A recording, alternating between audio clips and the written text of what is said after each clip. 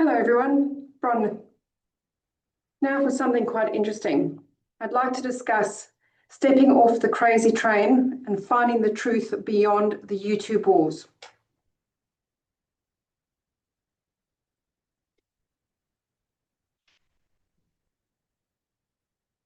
So what is this? What are we talking about, the YouTube wars? Before we get into that, I don't know if anyone's ever heard of what kayfabe is. So kayfabe is the portrayal of, or the act of presenting something which is scripted or staged as if it was real. So it is typically done for the sake of entertainment, drama, or audience engagement. Now you might look at all these pictures. This is the original actors that are in WWE, and that's what kayfabe what became famous for. So in professional wrestling, kayfabe refers to the portrayal of rivalries or alliances where their fights look absolutely genuine, even though they are carefully scripted and choreographed behind the scenes.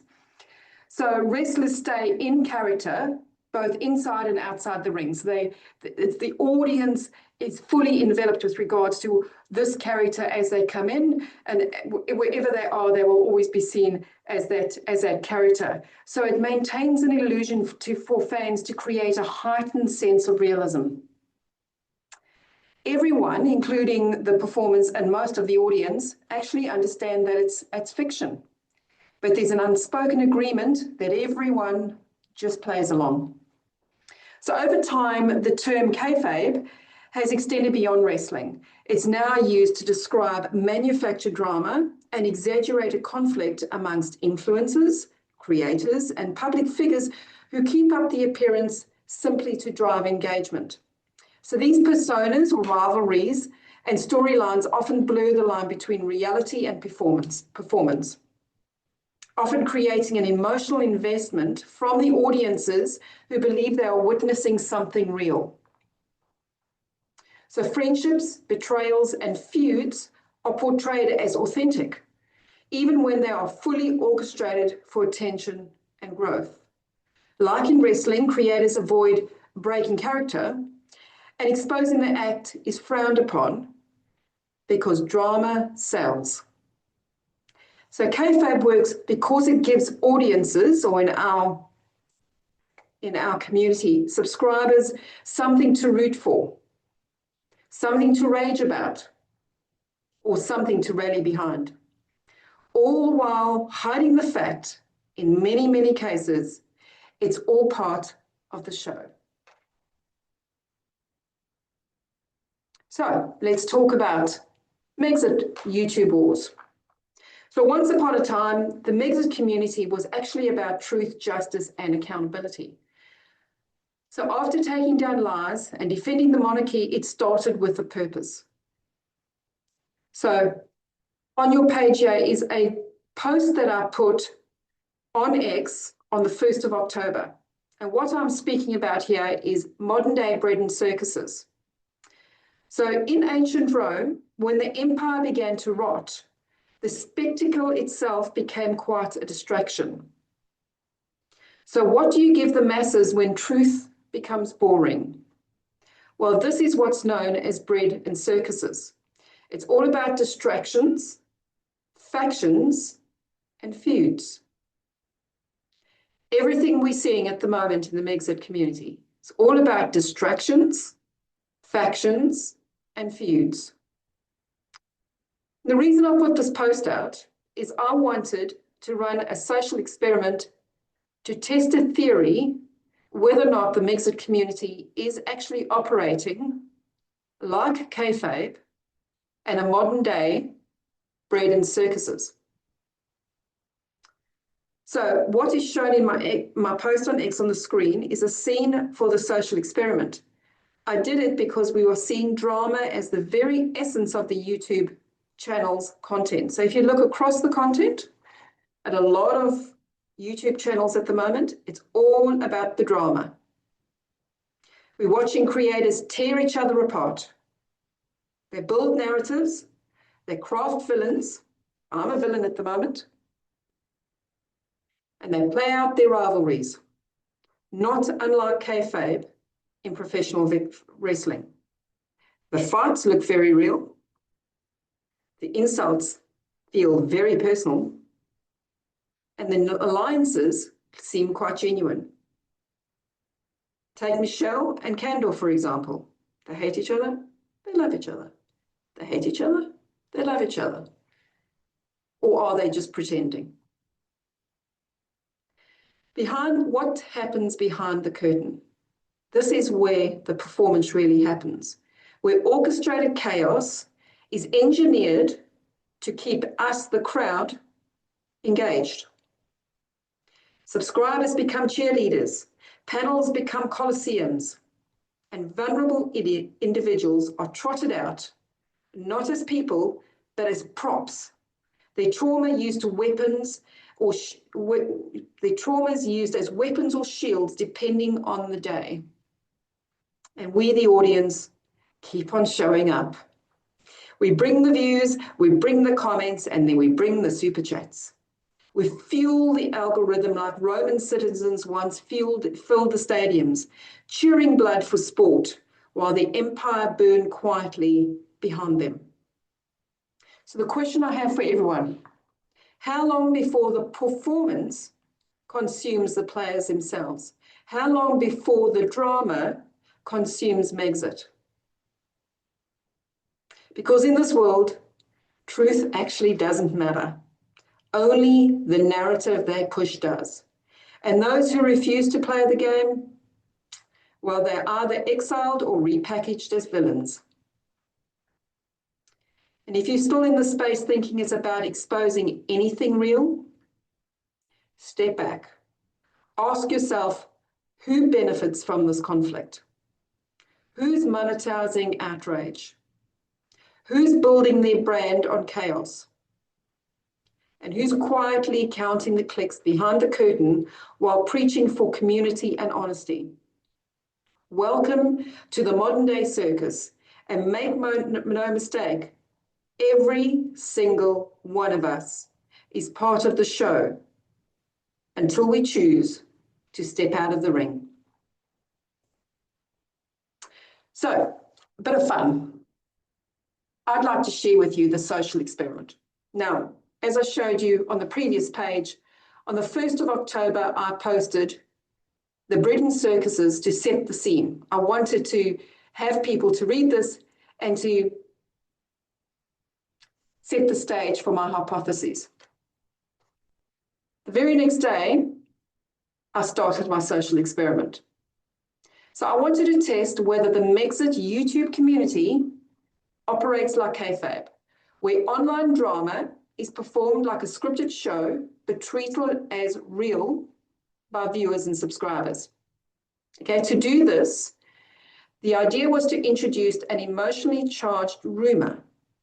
Now that could still be it could still be weak in evidence. Didn't have to be a strong rumor, but an emotionally charged rumor. Now the one I chose claimed that there was a leaked video of a creator that had been sent to me. Now the rumor itself didn't need to be proven. I didn't want it to be proven. What mattered was that it sounded explosive enough to evoke a strong emotional reaction, especially from the person it targeted, their subscribers, and to expose who was working with this creator as part of their performance. What I specifically wanted to do was to test the hypothesis whether Candace and Michelle were collaborating. The experiment also involved me disabling my social media accounts to test the second part of this theory. Okay, so what I was hoping to test is how many people or how many other creators and their subs accepted this rumor to be true with no proof of it at all.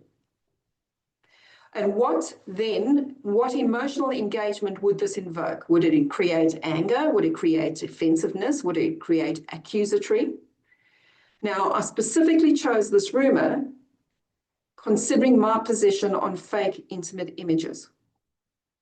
It was carefully chosen. Would this depend on tribal divisions? In other words, would this show people taking sides, or would it expose secret allegiances? And would this create a more secondary content? For example, reactionary lives, any commentaries, any posts that a normal factual statement would. So in other words, what I mean by that is if I didn't put a rumor out that introduced an emotionally charged position, would that then produce a more neutral response? Okay, so how did that then work?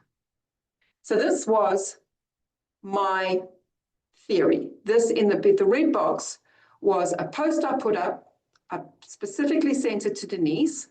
And in here, what I wanted to say was, I've heard a rumor that somebody has leaked a certain video about somebody running around topless. Now, I'd heard this rumor. I hadn't tested it. I didn't want to test it. I have no issues whatsoever with anyone running around without their bra on. Free the nipple. I'm quite happy for that, and I've got no issue with it at all. Michelle, you might think that I don't. Actually, you have no idea about me, babe. Honestly, you don't. So what was very interesting is the responses. As you can see, I was very shocked with the fact of how many people believed the rumor. I was extremely shocked that Michelle actually proved it true. I didn't expect that.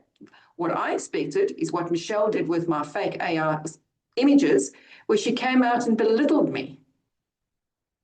She told me I was over-exaggerating. I expected that. I expected a live where she mocked me because she enjoys that. I did not expect her to come out and show her video. I did expect her to throw somebody in her group under the bus, and I believe poor Poppy got that. That's what I did expect. Because remember, all I was saying here is, who's your mole? Didn't say anything to do that I was going to do anything with the video that I never received. That was pretend. That was part of the performance. That was misinformation that I put out there, and nobody tested whether or not it was true.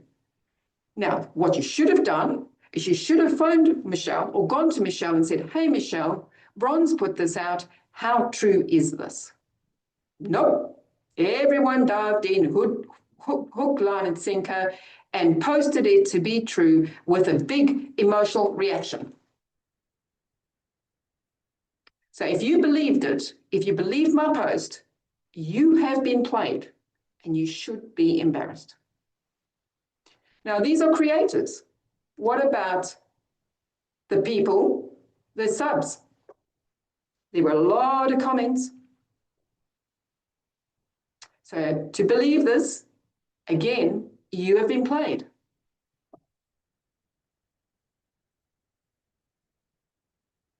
So let's look again at my tweet. All I said was, who leaked? That was my test. Now, Candor had a live. This was very unexpected. And oh my goodness, did he have a lot to say about me.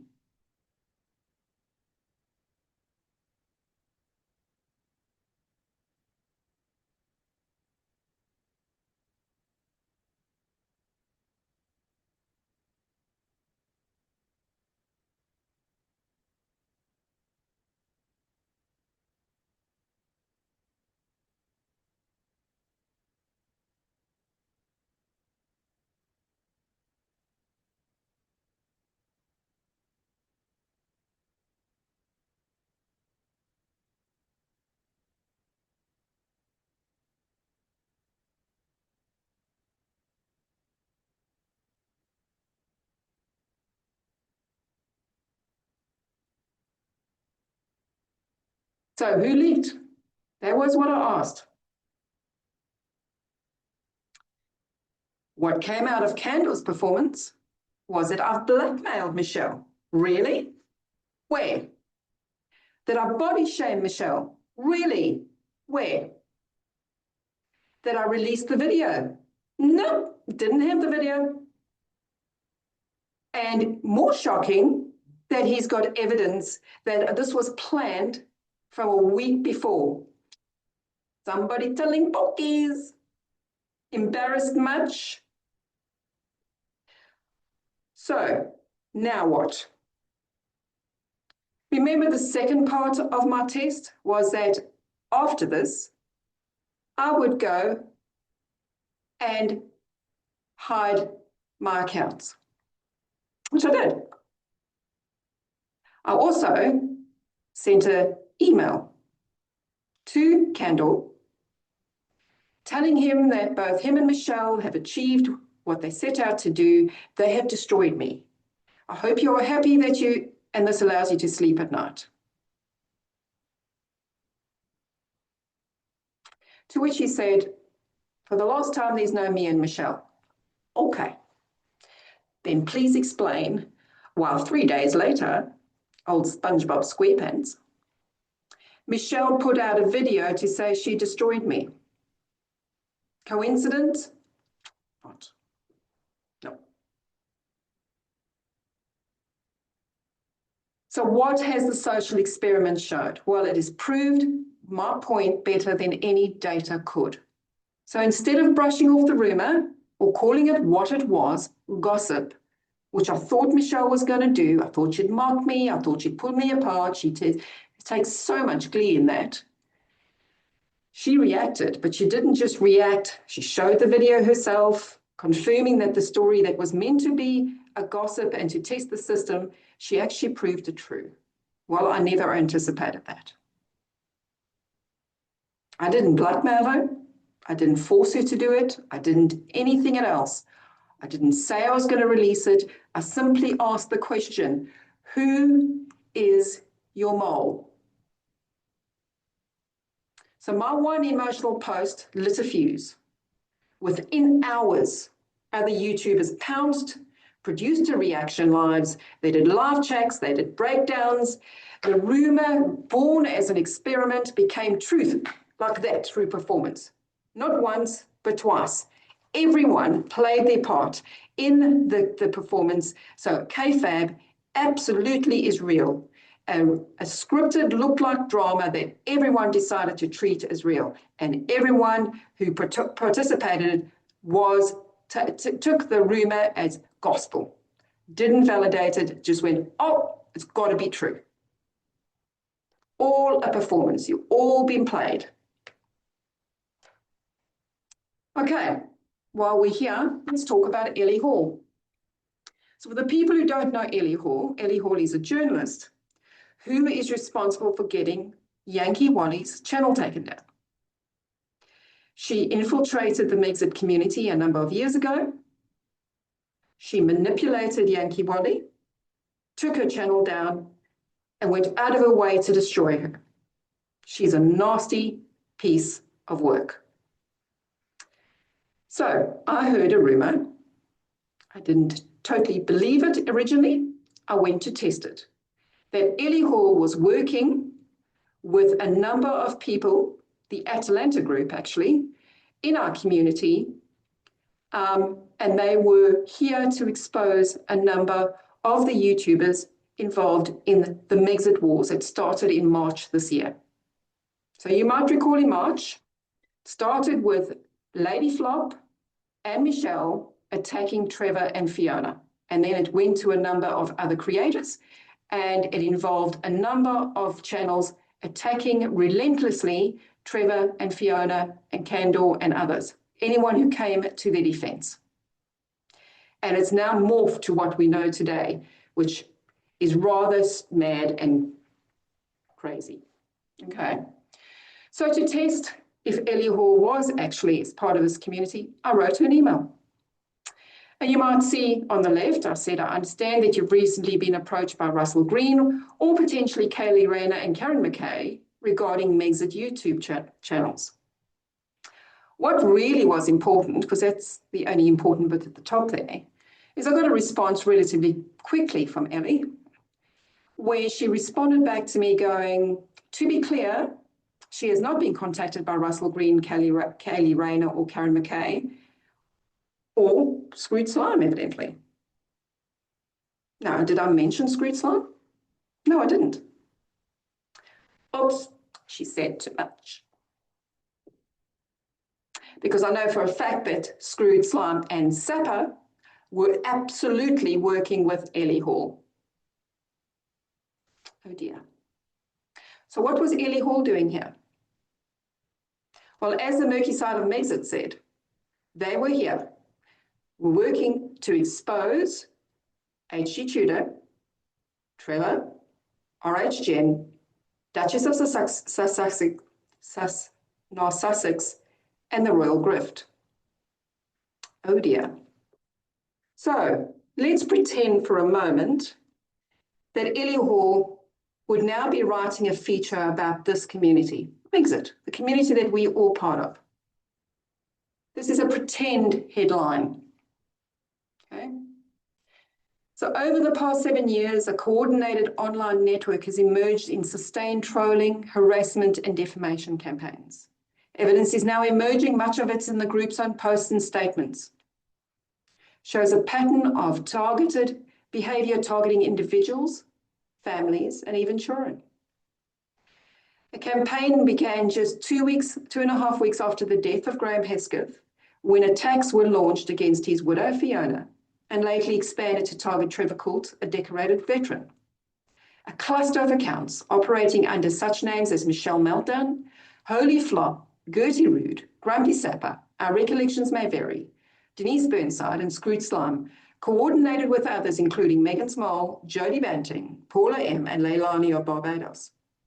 Leadership of campaign has been attributed to Russell Green, Kaylee Rayner, and Karen McKay, associated with the faction known as Atalanta of Arcadia. Tactics documented include spreading fabricated allegations, including from fraud to war crimes, sabotaging media appearances, harassing supporters of Coult and Hesketh, including creators like Duchess of North Sussex, Yankee Wally, and others, targeting families with false reports to schools and employers, circulated, manipulated and non-consensual sexual imagery, publishing defamatory fake posts and images of deceased relatives, and shockingly, confidential witness statements from UK veterans have also reportedly been shared outside of judicial systems channels, raising serious questions about data protection and due process. This group's activities appear to have now widened, including links between Grumpy Sapper and Screwed Slime to journalist Ellie Hall, raising concerns that the campaign could spread further. This is not a one-off spat or an isolated trolling. What has been uncovered looks like a long-term, organised campaign of digital abuse with real-world consequences for those being targeted. As this Pandora's box opens, uncomfortable truths are spilling out, but also the possibility of accountability, reform, and hope for safer online spaces. Remember, Ellie Hall is a Meghan and Harry fan. So that's the pretend headline that she would write. So let's go back to this Megxit crazy train. This next stop is the YouTube war zone. I mean, even Michelle talks about Trevor's army. I mean, seriously, women? Fucking crazy talk. Look, there's fandom and there's commentary. And then there's whatever the Megxit corner of YouTube has now mutated to. What started as royal gossip has torn into a full-blown battleground where creators feud like medieval warlords and subscribers pick sides like the Game of Thrones in a group chat. Somehow Meghan Markle and Prince Harry have become an excuse, not a topic. The Megxit label isn't about the royal exit anymore. It's about it's a name for a circus. What you'll find on this wild ride in the crazy train, creators launch exposés on each other instead of the royals. The real content isn't about Harry and Meghan anymore. It's about leaks, it's about DMs, it's about betrayal and drama between channels who used to collab. Okay, it's about fake news. I've tested the theory. It's about fake news spreading faster than facts. A rumor, a crop screenshot, or somebody told me video becomes gospel before anyone asks, wait, is that even real? My hypothesis tested that and proved that to be true. Tribal fandom warfare. Listen to Michelle's live this morning. She spoke about the war. She spoke about what she says is Trevor's army, about the sides. Now, she doesn't want people to apologize because, hell no, she wants this war to continue. Why? Because she's the puppet master. She controls the circus. She's the circus master. Drama is currency in this Megxit community. Chaos is a new monetization model. Outrage boosts engagement. Engagement boosts views. Views pay people's rent. Accountability, well, that's just replaced by theatrics. Receipts, selective. Ethics, optional. Integrity, only if it trends. People are yelling about the royals while behaving like reality TV extras. The irony writes itself. And the best part, most of these wars aren't about palace politics.